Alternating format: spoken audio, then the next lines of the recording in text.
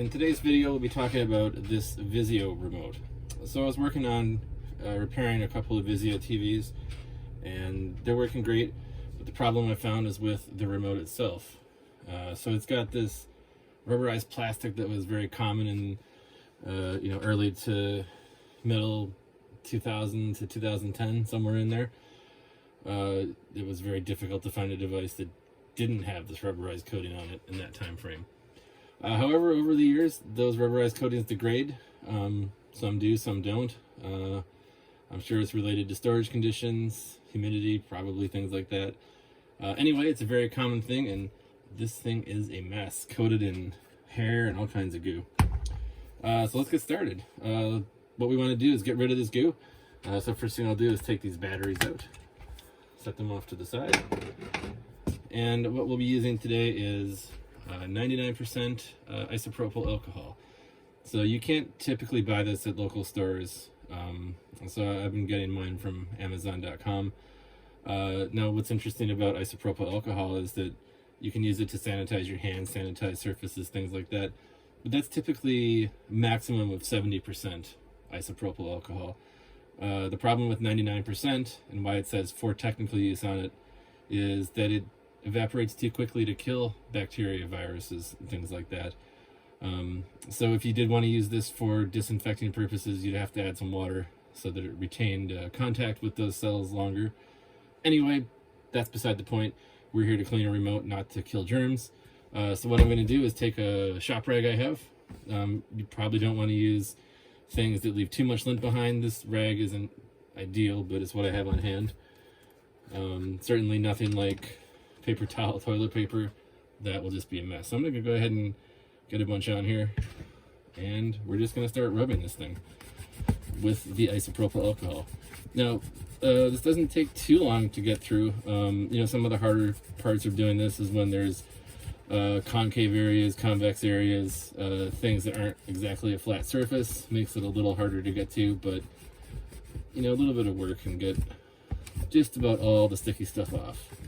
All right, so let's see how that's looking. I'll use a dry spot, and I'll just dry this off quickly, and hopefully you can see, but I mean, it's already a ton better. I got a little bit of sticky stuff in this hole here, but overall, we're not doing too much sticking to anything here on the sides. I didn't quite get those in the front, so you can see there's still a bunch of sticky stuff there. So let's reapply some isopropyl alcohol, and I'll flip my rag over and get a clean spot here.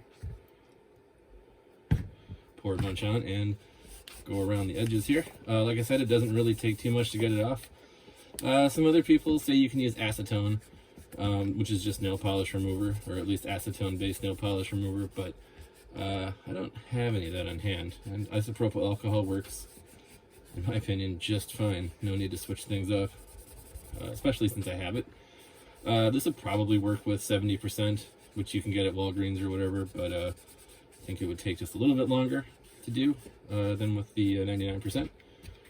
All right, so we'll take a break there and dry it off. And that's looking not too bad. I think I got just about everything off. You can see that it does discolor it. That's because it is actually removing the rubber and it's leaving the plastic behind. But the plastic is being stained by the rubber, and it's not possible to get it all off with just quickly as I'm going. So you can see that there are some marks and things left in it, but hey, it's a 20-year-old TV. I don't think anyone's going to be too concerned about the bottom side of a remote.